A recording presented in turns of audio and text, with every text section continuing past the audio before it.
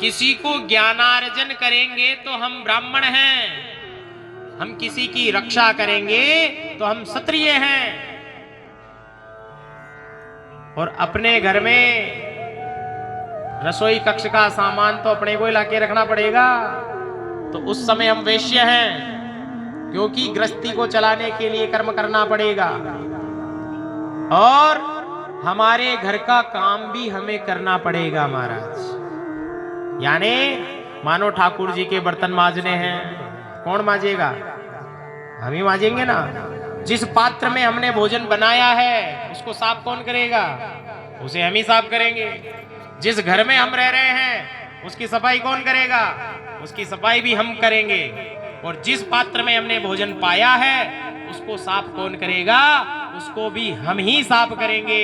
इसलिए उस समय जब हम सफाई कर रहे हैं तो हमारा वर्ण हो गया सेवक का। सेवा करने वाला वर्ण है ये सेवक।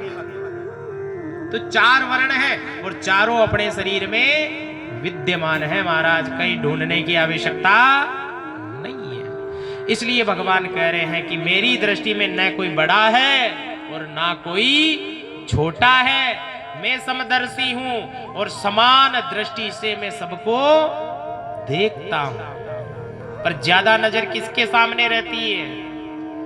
गोविंद कहते हैं कि जिनकी जिह्वा पर हमेशा मेरा नाम रहे तो मेरी दृष्टि भी उस जीव पर हमेशा रहती है महाराज। ऐसे समझो मानो घर में बहन, बेटी, बुआ, मौसी, मामा होता ना परिवार में। अब हमने मामा जी को 6 महीने बाद फोन किया महाराज। कितने महीने बाद?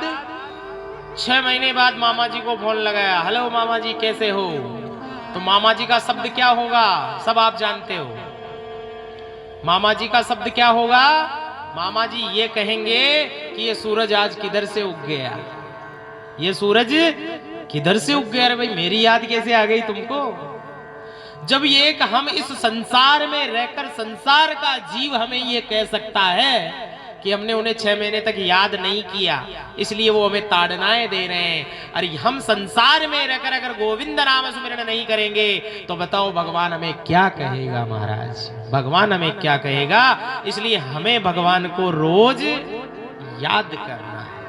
उठते बैठते खाते पीते सोते जब आपकी इच्छा हो तब गोविंद नाम उच्चारण करो महाराज। इस प्रकार भगवान कहने लगे। अब आगे भगवान कह रहे हैं कि जैसे हिरण्याक्ष का वध किया भगवान वराह ने, ऐसे ही हिरण्याक्ष के एक भाई और है भाई, जिसका नाम है हिरण्याकश्यप। हिरण्याकश्यप ने बड़ी तपस्या की, हजारों वर्ष तक हिरण्याकश्यप ने तपस्या की महाराज। और ऐसी तपस्या की कि सिर के बल पांव ऊपर और सिर नीचे। ब्रह्मा जी प्रसन्न हो गए। ब्रह्मा जी ने कहा तथास्तु, वर मांगो, क्या मांगना चाहते हो? कि प्रभु मुझे तो एक ही वरदान चाहिए, मैं यहां अधिपति बनकर रहूं, यानी मुझे कोई मार नहीं सके महाराज, ऐसा वरदान दो। ब्रह्मा जी कहे भाई ये तो संभव नहीं है, जो आया है उसको जाना तो पड़ेगा महाराज एक ना एक दिन। कि चलो वरदान मांगो। तो हिरण्याकश्यप मांगने लगा महाराज, ना अस्त्र से मरूं ना शस्त्र से मरूं, ना दिन में मरूं ना रात में मरूं, ना सुबह मरूं ना शाम मरूं, ना मैं 12 महीनों में मरूं, ना मैं मनुष्य से मरूं ना जानवर से। भगवान ब्रह्मा भी विचार किया और उसको आशीर्वाद दे दिया कि तथास्तु, जाओ ऐसा ही होगा। कालांतर में आगे चलकर हिरण्याकशिपु के एक पुत्र हुए जिसका नाम रखा प्रहलाद, जिनका नाम रखा प्रहलाद। प्रहलाद जो है अपने बाल्यकाल में ही भगवान को भजने लगा महाराज। ब्राह्मणों का हितैषी हो गया, गौ माता की रक्षा करने लगा। सत्यनिष्ठ और जितेंद्रिय, अपनी इंद्रियों को उन्होंने जीत लिया। सत्यम वार्ता प्रामुख, यानी कभी झूठ नहीं बोली।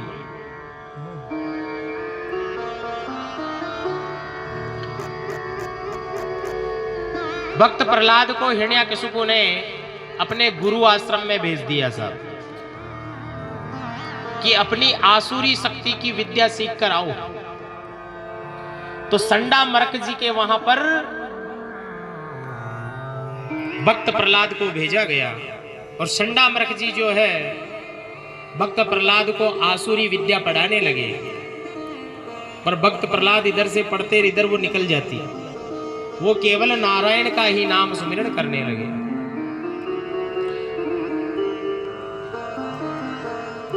समय के साथ समय बीता महाराज, और एक दिन संडा मर्क जी महाराज भक्त प्रहलाद को लेकर के हिरण्याकशिपु के पास गए और भक्त प्रहलाद को अपनी गोद में बिठाया पिता ने और पूछने लगे, रे पुत्र,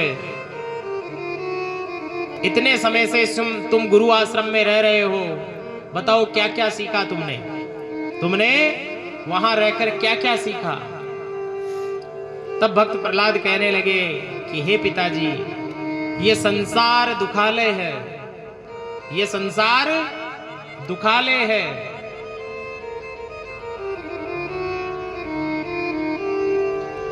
और प्रत्येक जीव में नारायण है।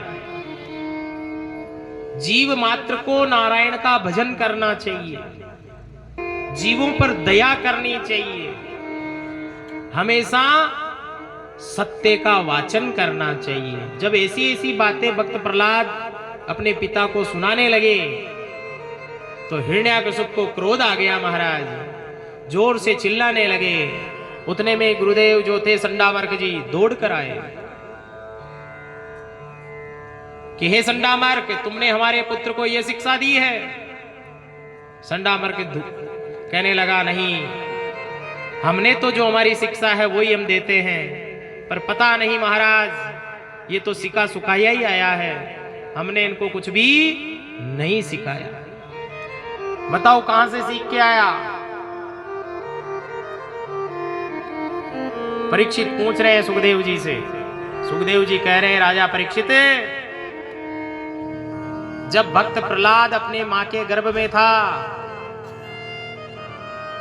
उसी समय नारायण का सुमिरन करने लगा और भक्त प्रहलाद के गुरु जो है नारद मुनि बन गए।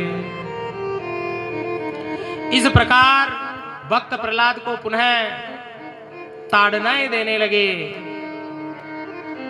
अपने दूतों को बुलाया और बुलाकर कहने लगे कि ऐसे पुत्र का मुख अब मुझे नहीं देखना है, तुम इस पुत्र को ले जाकर कहीं पहाड़ शिखर पर ले जाओ और वहां से इसे नीचे फेंक आओ। हिरण्याकशिपु की आज्ञा से सब द्वारपाल मिलकर गए और भक्त प्रहलाद को शिखर पर ले गए महाराज, और शिखर पर से उसे धक्का मारा जो सरोवर में आकर के गिरे महाराज।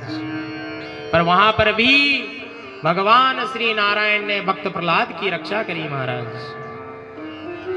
अनेक प्रकार हाथियों से कुचलवाया गया, अग्नि में संस्कार करवाया गया, अनेक प्रकार से भक्त को पीड़ा मिली महाराज। इसलिए भगवान का जो भक्त होता है उस पे दुख आता ही आता है महाराज। कभी परेशान होने की आवश्यकता नहीं है कि ये गोविंद ने क्या मेरे खाते में ही पूरा दुख लिख दिया क्या, कि नहीं, ये गोविंद भी हमारी परीक्षा लेता है कि ये मेरा सच्चा हितैषी है या नहीं, ये मेरा भक्त है या नहीं। तो इस प्रकार समय बीतता गया और जब सारे षड्यंत्र फेल हो गए महाराज कि भक्त प्रहलाद तो मरने का नाम ही नहीं ले रहा है, तब हिरण्याकशिप को क्रोध आने लगा। भक्त प्रहलाद सामने बैठा है पिताजी के, और हिरण्याकशिप कहने लगे कि तू कहता है ना कि मेरा गोविंद मेरा नारायण सर्वत्र विराजमान है, तो प्रहलाद ये बता कि क्या इस कंब में भी तेरा भगवान है? उतने में ही भक्त प्रहलाद हंसने लगा, मंद मंद मुस्कुराने लगा और कहने लगा, पिताजी आपका प्रश्न ही गलत है, आपका प्रश्न ही गलत है। जैसे ही पिता के सामने पुत्र बोले तो और क्रोध ज्यादा आ जाता है, फिर क्रोध और अधिक हो गया। भक्त प्रहलाद कहने लगा, पिताश्री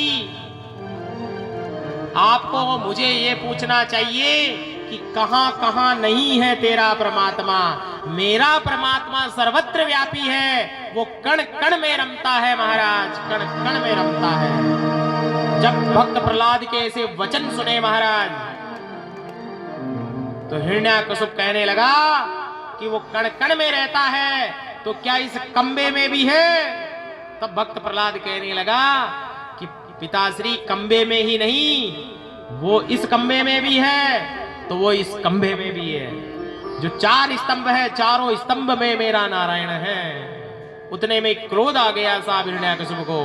अपनी गदा उठाई और गदा उठा करके हिरण्याकशिप ने कंब पे प्रहार किया महाराज। और जैसे ही प्रहार किया, भगवान नरसिंह का प्राकट्य हो गया।